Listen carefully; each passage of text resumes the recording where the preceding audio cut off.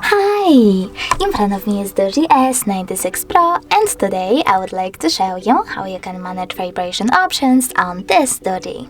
Start by opening Settings. Now you need to scroll down and choose Sound over here.